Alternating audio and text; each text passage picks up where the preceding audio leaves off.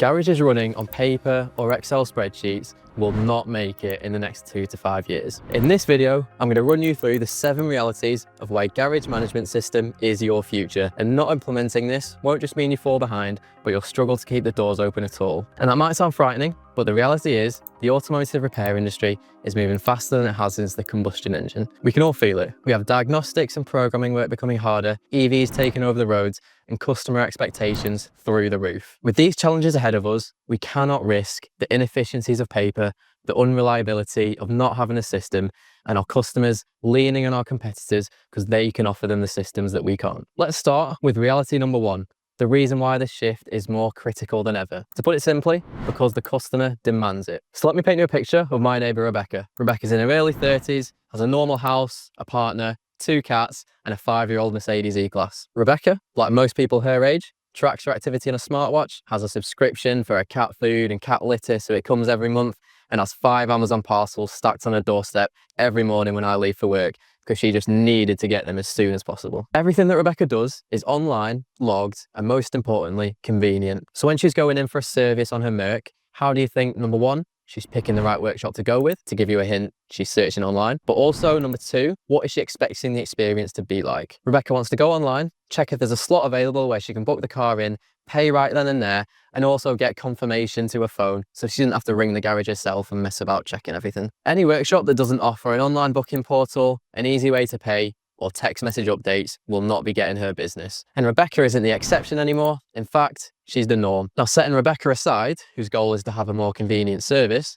let's look at your goals as a business owner. Because sometimes we can spend so much of our time firefighting, especially without an efficient system, that we can forget or give less intentional thought to where we actually want to go. And the reality is that now data is king, and without it, your business does not hold any value. Whether you want to scale or sell, you need data to make that a reality. Data allows you to predict the risk, revenue, and reward of a new comparable site and put an accurate figure on the business should you want to put it up for sale when you're ready to hang up your boots. But the business would be impossible to scale or sell without cash flow. And that's what we're going to address next. The success of your workshop is how quickly you can get the vehicle from bay to paid. That's why reality number 3 is cash flow. In my role, I've had thousands of conversations with workshop owners like yourself. And one of the most common bits of feedback I hear is that it's now harder than ever to get approvals and get the customer to pay and collect quickly. The reason you're having these constant issues and having to call the customer for the 17th time to see if they'll collect the vehicle is you're only using one method to try and reach them.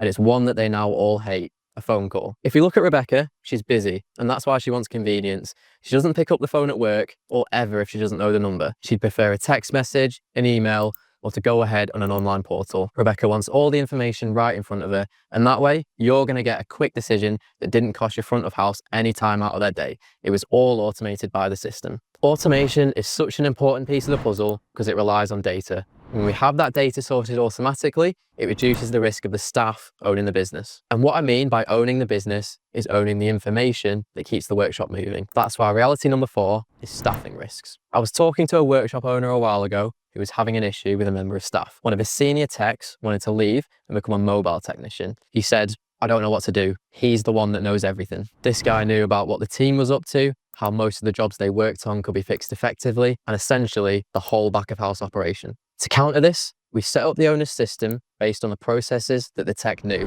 and by default, the system improved on this. When you don't have data in the system, it lives inside someone's head. That's when your workshop isn't a business, but just a place people turn up to work and luckily get the job done.